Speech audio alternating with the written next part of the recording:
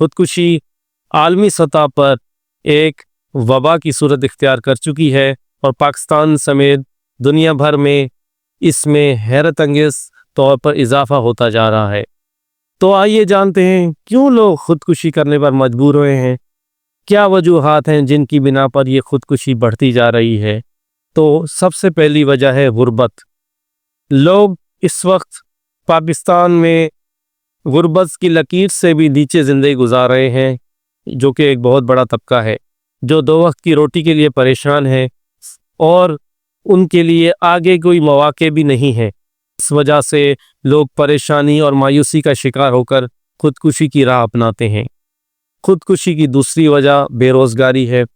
بدقسمتی سے ہمارے ملک میں روزگار کے ذرائع بہت ہی کم ہیں، صنعتوں کی طرف رجحان بہت کم ہے اور ہمارے اکثر لوگ ہنر کی طرف نہیں جاتے، کیونکہ عالمی مارکیٹوں میں ہنرمند شخص کی بہت زیادہ ڈیمانڈ ہے، لیکن بدقسمتی سے ہم لوگ ہنر کی طرف کم جاتے ہیں۔ اس وجہ سے لوگ اکثر بے روزگاری کا شکار ہو جاتے ہیں اور ہمارے اندر یہ بھی کمی پائی جاتی ہے کہ جو لوگ کاروبار کا آغاز کرنا چاہیں تو انہیں اچھے مواقع نہیں فراہم کیے جاتے، لہٰذا لوگ بے روزگار ہو جاتے ہیں اور بے روزگاری سے تنگ آ کر وہ خودکشی کی راہ اپناتے ہیں۔ خودکشی کی تیسری وجہ گھریلو ناچاکیاں ہیں۔ ہمارے اندر یہ ساس بہو کے جھگڑے، میاں بیوی کے اندر انبن اور اس طریقے سے اور بھی جوائنٹ فیملی کی وجہ سے یا دیگر وجوہات کی وجہ سے انسان ذہنی طور پر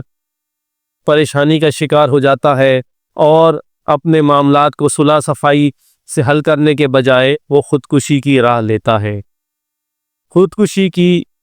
چوتھی وجہ ہے حد سے زیادہ فکر مند ہونا۔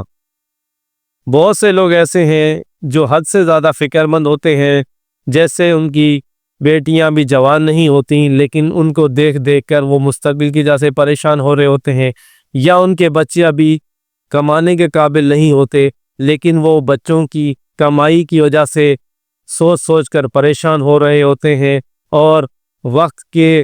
معاملات کو دیکھتے ہوئے، مہنگائی کے معاملات کو دیکھتے ہوئے وہ اپنے بچوں کی مستقبل کی وجہ سے حد سے زیادہ فکر مند ہوتے ہیں اور وہ خودکشی کو رائے نجات سمجھتے ہیں اور وہ خودکشی کرنے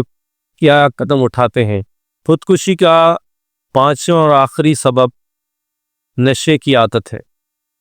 اس نشے نے نہ جانے کتنے گھروں کو اجاڑ دیا، کتنے ہی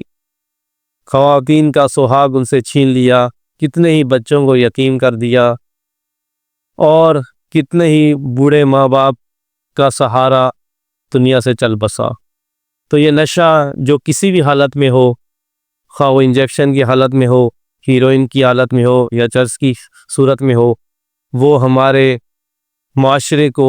ناسور کی طرح، دیمک کی طرح ختم کرتا جا رہا ہے۔ اور جو نشے کا عادی ہوتا ہے وہ کمانے وغیرہ کے معاملات میں دلچسپی نہیں رکھتا اور وہ